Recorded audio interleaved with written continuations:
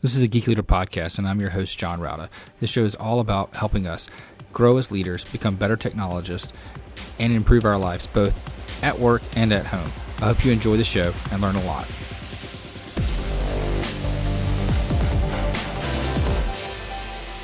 Welcome to a Geek Leader podcast. I'm your host, John Rauda. And if you could, please do me a favor and take a moment and leave a rating and review in whatever podcast player you're listening to this on, whether it's Apple Podcasts, Spotify, iHeartRadio, doesn't matter. I would greatly appreciate it. And that feedback really helps get other listeners to the show. Also, if you're not subscribed, go ahead and subscribe so you don't miss an episode. And if you feel so inclined, you can go to geekleader.com/tip and donate to the show. Thanks so much. All right, leaders, today I'm honored to have Eckard Jann on the show. He is a pilot, a trainer, a speaker, consultant, and the author of a book called Era One. And we're going to talk about how small mistakes could lead to big ones and how we can prevent that, how we can avoid those mistakes going forward. With all that being said, Eckard, welcome to the show. Thank you so much. I'm really excited. So if you don't mind, just tell the audience a little bit about your background, how you got into aviation in general, and what is it that you do today? All right. Yes. I became a pilot just by coincidence when I was done with school and with military service.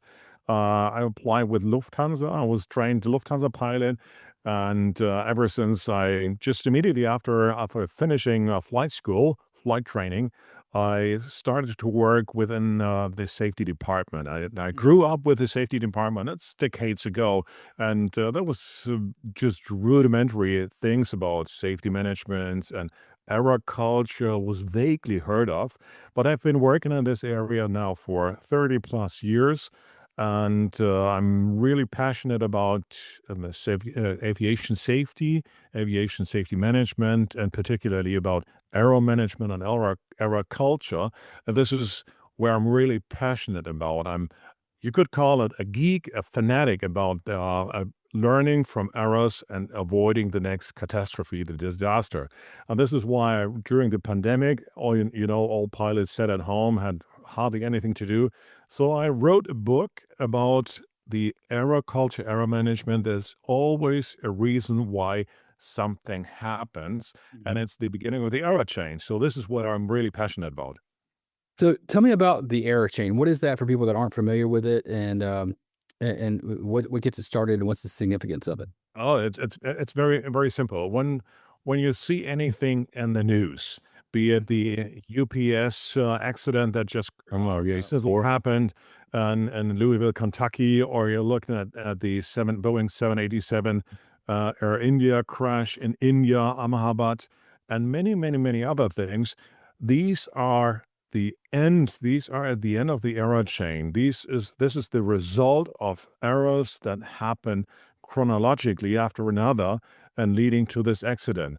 But the investigators, when they dig into and go deep into the accident and trying to figure out what had happened, they eventually come up with an error chain. And it's important to find the first, I call it the domino. The dominoes, the domino game.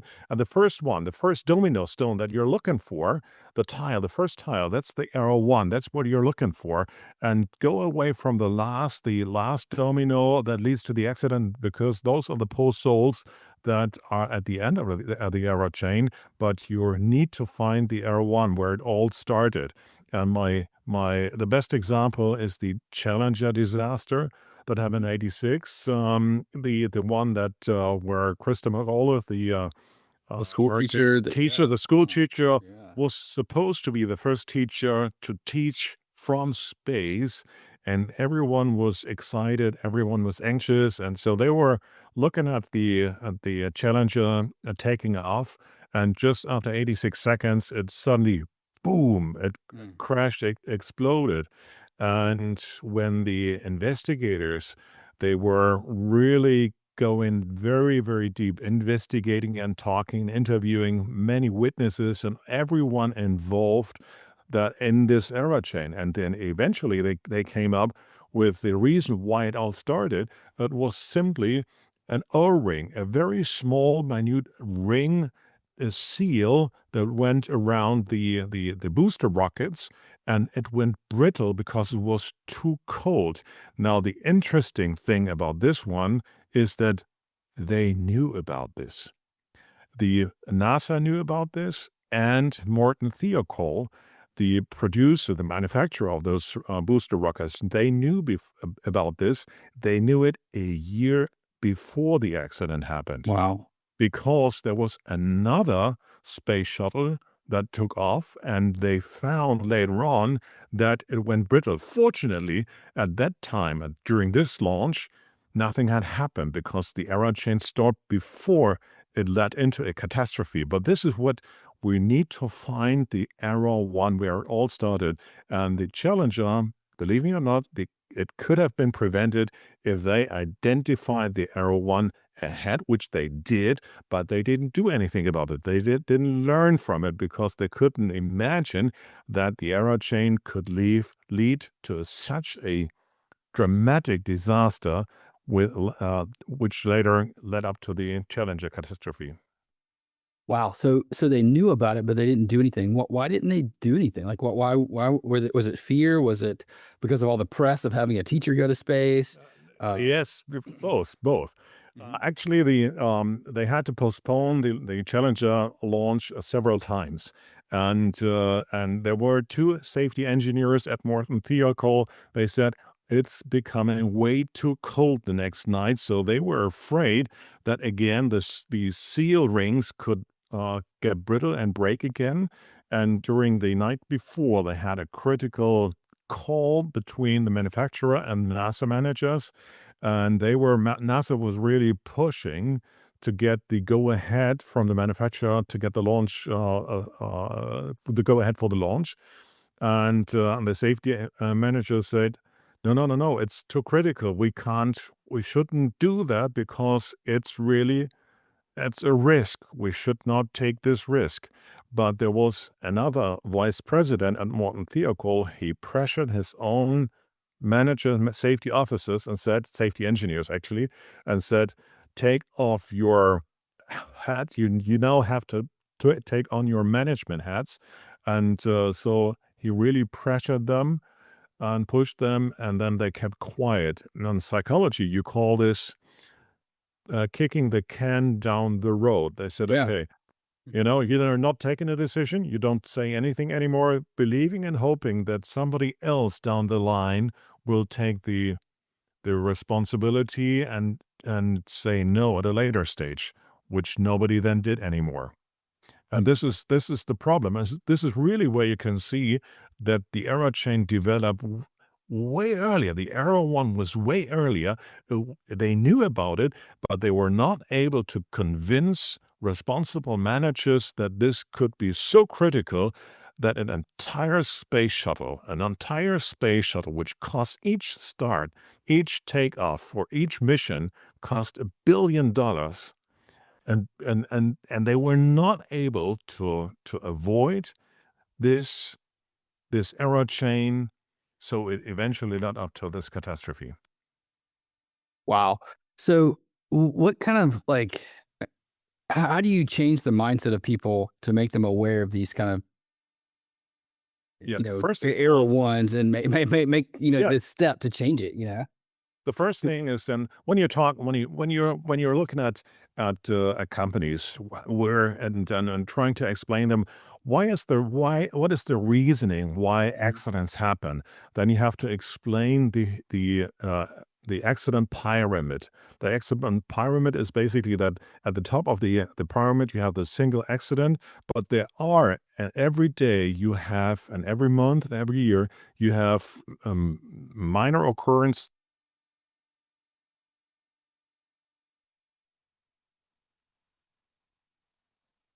yet, and they all contain the same elements of this error chain, but they happen much more frequently. Observed work errors, they happen about 15,000 times according to studies, and then you have 500 to 600 incidents 150 to 300 occurrences, significant occurrences, but still not yet any accident. But you have to explain them. The accident is at the top of the pyramid, but you have to start at the bottom. You have to start where the small errors happen and have to identify them. What is important is that, first of all, you have to listen to your employees. You have to convince them and empower them to talk up and to talk openly about those small observed work errors. And you know who did that extremely well? Who? Toyota with Kaizen. Yeah. You know, they said, okay, no, if there anybody in the manufacturing company and this and the on the production line observes any single, any simple, any easy, any small error, just hit the button and stop the line, stop the entire production. And first, it took quite a bit of convincing to tell them, you got to stop. If you see something, if you observe something, stop it. And then they were able to understand where was the error produced. So they were actively looking for the error one. And this is a great example, and it works anywhere and everywhere. You just have to empower. You have to tell them, tell us about those small observed work errors.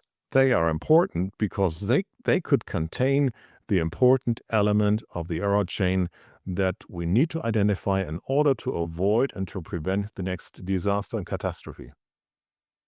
Yeah, absolutely. And I'm familiar with the Toyota Kaizen events and the way they use the DMAIC process to improve quality, and they empowered everybody on the line to be able to stop production with anything that they see, and you don't get in trouble for that. Whereas like we see it now with a lot of businesses where like if you slow down production or if you stop something that's going to cost money, people get mad at you and they want to know why you did that, and they challenge you. How do we change that mindset from our leaders so that they don't do that? First of all, they should listen to my podcast because I'm discussing all these different issues and these aviation accidents and many other events. For example, the what was it? Lee Iacocca, he had the Pinto problem, the disaster with the Ford Pinto. That was they had during the manufacturing they were cutting corners, and eventually they found out because of a small gadget, the small tank, that it cost about $7 to change it, but they were just simply afraid of speaking up. They were afraid of telling Lee Iacocca, we can't do this. So it was with each and every or most of the rear bumper accidents, it ignited and people were burning to death. You know where it also happened? Just not too many years ago? Where's that? With Boeing. But this Yeah, with the I heard about the door accident. falling off, right? Was that? Well, door is one thing. This is another, and this is your, John, it's, we call it in German Steilvorlage. It's the best example. The doors is another consequence of the same error one. What I'm talking about is the 737 MAX problem, the MCAS problem, which was developed because those engines were not supposed or couldn't fit underneath the 737 MAX aircraft. So they had to change it, they have to tilt it, and then it aerodynamically it got really critical. So they invented something else for this era and introduced the MCAS. During testing, the MCAS was re-triggered and reprogrammed. And then this error chain eventually led to the absolutely horrific accidents of Lion Air and Ethiopian. But where did it all start? It was not the pilots. And you might remember the first time when it was in the news that Lion Air crashed in Ethiopian, the CEO, I don't remember his name anymore, not Calhoun, but before that, the Boeing CEO, he said, well, it's probably the training or the lack of training of those pilots. So always pinpointing at the last individual Mm. at the end of the error chain. But eventually, we all know now, it all started very, very, totally different. at a very different stage. So the era one was basically the what I consider the era one is the lack of safety culture within Boeing. The lack Yeah. of culture. And the MCAS at the 737 MAX, or as we just rightly said, with the production issues at this subsidiary company of Spirit, where they were producing not in a qualitatively sufficient good way, those where they just forgot those bolts, those safety bolts and those emergency exits. This is another consequence of this same problem, lack of safety culture. And this is the best example. As I said, it's Steilvorlage. It's a great example, John. Thank you. Yeah. So tell me a little bit about, when we have these incidents or these problems, and being from a tech background, I've had instances before where we had like cybersecurity breaches or something like that. When that's like you know, the very last accident at the very end. Now we had the accident. Now we have to go back and find out what the error one was, and a lot of times it's very simple things like it is lack of training, or it is someone who reused a password somewhere that they shouldn't have, or someone clicked a phishing email they shouldn't have. Um, how do we go about preventing these kind of initial errors so that they don't, or catching them along the way? Because, like you said, a lot of times there's a lot of minor occurrences that are building up. How do we pick up on when those are happening so that we can stop it before it gets into the big accident? Yeah, first of all, you have to acknowledge that there is an issue, and computer issues and software issues are becoming more and more frequent. It's almost every week we see and we observe issues where you say, okay, suddenly this is not working anymore, and suddenly you can't check in with, and suddenly you got, Alaska Airlines has to ground all airplanes because they can't be dispatched, or ATC is not working, or you can't get your weather data, or suddenly you have a glitch where at the stock market somebody presumably put in a number which was wrong and a digit wrong or something, but sometimes it's the complexity of the software which people are not aware anymore. You can't see and find and evaluate where all the problems, all these issues, all these latent failures in the systems are, because it's getting so complex, and we are getting used so much to these software issues that we're not aware anymore how often our software systems, like my iPhone or iPad or whatever system and gadget I'm using, is being updated. There are software and bug fixes every day. Every single day there are software fixes and software problems, which is good, but they are, again, trying to learn, and they learn again from each and every uh, era that they could observe. So what is important for the system, for our understanding, first of all, is that it's not necessarily about us, because humans are error prone. We always make mistakes. And this was known 2,000 years ago. Even the Romans knew to err is human. Humans make mistakes. And John, I promise you that this will not change for the next 2,000 years. It will never change. But it does not mean that we're not able to prevent the error chain from developing into a catastrophe. And this is where how's it called?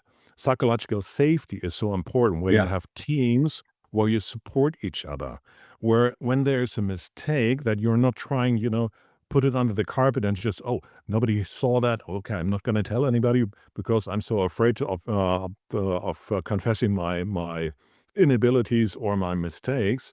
And this is where Amy Edmondson, the Harvard professor, wrote very good books and did a lot of research about psychological safety of teams, where it's important to speak up, active and passive criticism, that you're active feedback, giving feedback, but you're also open to get and give feedback, or become and get feedback from your colleagues, and that you're not, you don't take it personal. You don't take it personally and say, well, it's not about me. It's about the team, about the patient. It's about the flight. It's about the software program that we're trying to develop currently. And this is where the team is so important to speak up. So active and passive criticism is important. So receiving feedback and giving feedback, but it's not about us. And one more point, it's a small question, but a long answer. It's we need, and this is the new approach. We need to differentiate between us as human beings and the error or mistake or failure. Yes. We always pretend whenever there's an occurrence or significant mistake, then the first question is, who was it? And the second is, we got to punish him.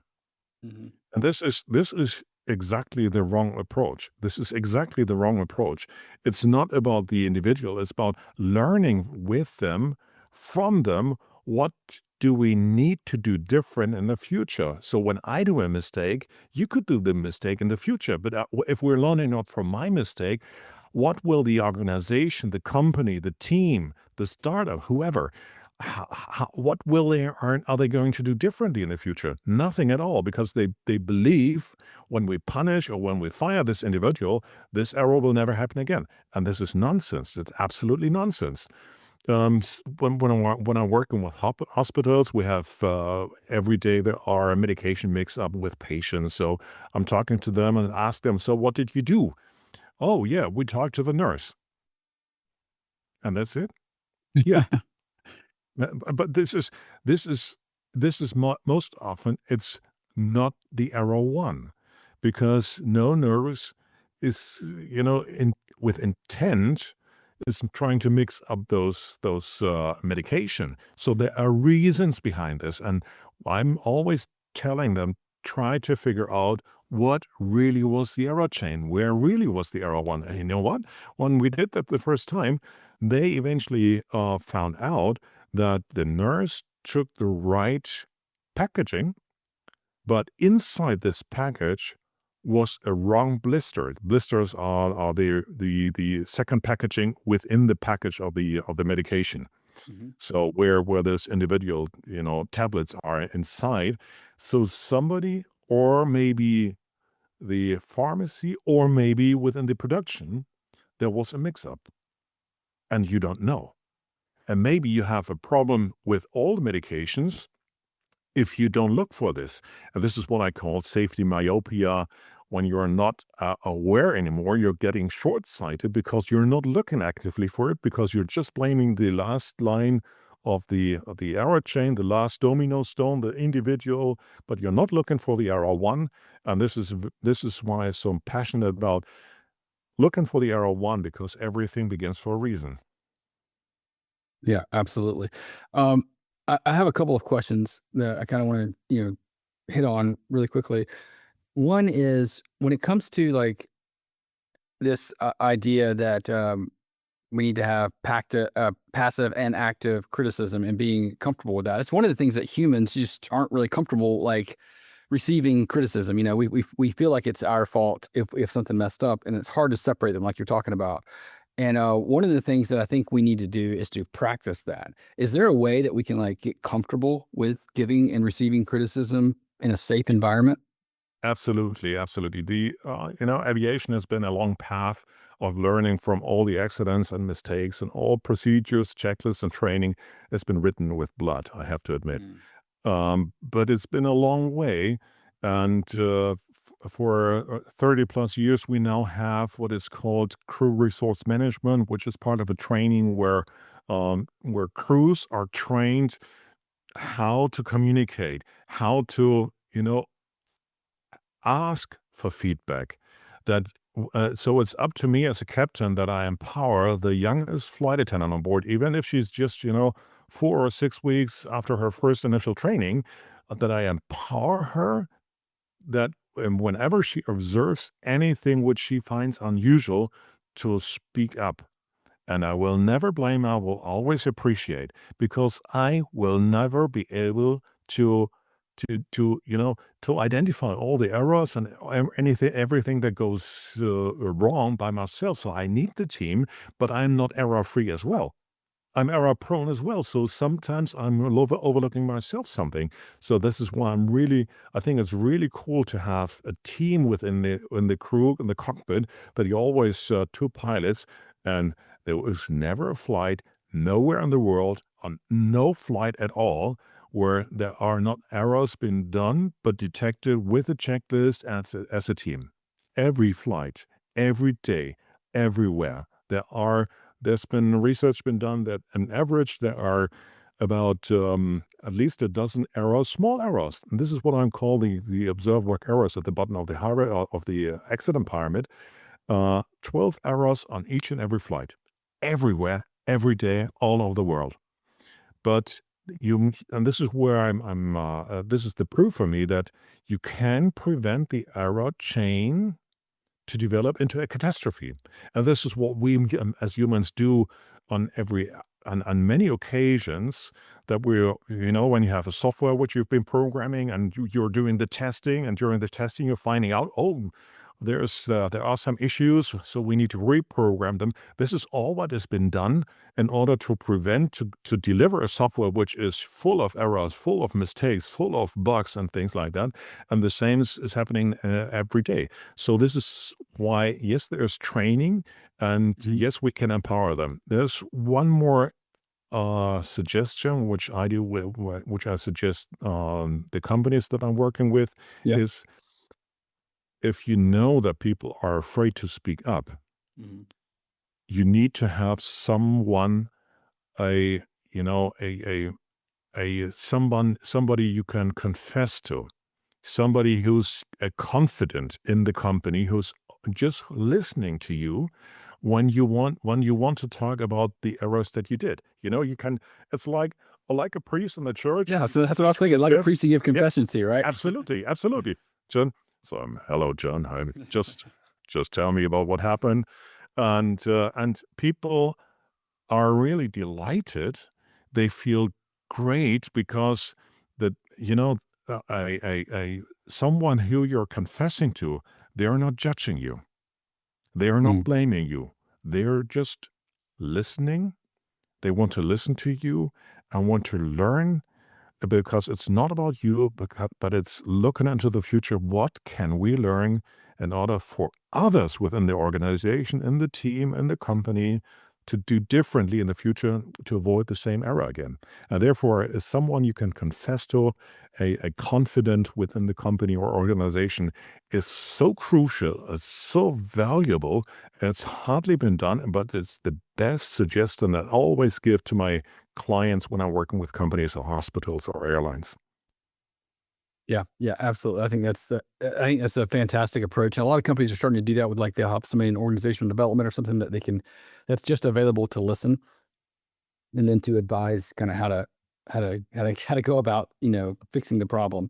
One of the things that I did want to talk about a little bit is that you have a podcast, Era One, and in that podcast you kind of talk about some of the errors and some of the big accidents that have happened and what's kind of led up to there. And one of the ones that I wanted to just hit on real quick was, like, because they're all not, airline, they're not all those kind of problems. You also talk about, like, the Deepwater Horizon. Can you talk about what that problem was and how that kind of went through going through, Era One all the way to the accident? Oh yes, there are. We're always humans, Yeah, yeah. always humans. There are always humans within the organization, taking, you know, making taking decisions, and then later on they're finding out, it was an error, but this error eventually led up to the accident, and therefore we rather should, step back and say, okay, what is the right approach, even if it's costing a little bit more time or a little bit more money. At the end, it will save the company. They will always say that so in the long run, it's always better. And there are hundreds of examples. And I have the pipeline full of great, fantastic stories where we as humans made mistakes. The error one was always, or very, very similar with the Deepwater Horizon, was pretty much the same, because they were so ambitious going even deeper into the Gulf. I'm not saying Gulf of Mexico or Gulf of America, but within the Gulf. Yeah. So it's going deeper where you need to have a more stricter, more safer approach, but they did not change their safety assessment for this. So when it all started, when they were drilling down very, very deep and suddenly something went wrong, they took the wrong decisions. So that it's about money, it's about timing, it's about time pressure. And there's a research done. It's called the ETO principle, efficiency, thoroughness, trade-off. But this goes further than our time permits right now within the podcast. But there are reasonings, which means on the one hand, you're supposed to do that very thoroughly, but then again, you don't have the time or you don't have the resources to do it thoroughly because you need to be efficient. And there's always a trade-off between efficiency and thoroughness, which is okay if the company accepts the results, which means that if your supervisor tells you, John, I need the report tomorrow first thing in the morning, I have to present it to the board. I said, oh, boss, but it's way too little time. I don't care. Get it done. So you don't have the time. So you're lacking probably some information, or there might be some errors inside trying to. But then again, this is where efficiency has a greater impact right now. But in the end, when they are saving too much, and the Boeing's example, the Ford Pinto example, and hundreds of other examples they always show us that when the efficiency has a greater impact, that thoroughness will be the victim for this. And then when something happens, what is the reaction? It's again, oh, it was the individual. They're not self-reflecting as a company, saying, wait, we changed something here, and maybe that was the reason why the error chain could develop. But what they're doing, and I think this is even worse, is that they are pinpointing to an individual and just, going through all their thousands of pages of procedures and laws and regulations and company rules, etc., saying, oh, here it states that he's not supposed to do that. And suddenly they're asking for thoroughness. We in our company, we always have to follow all our rules.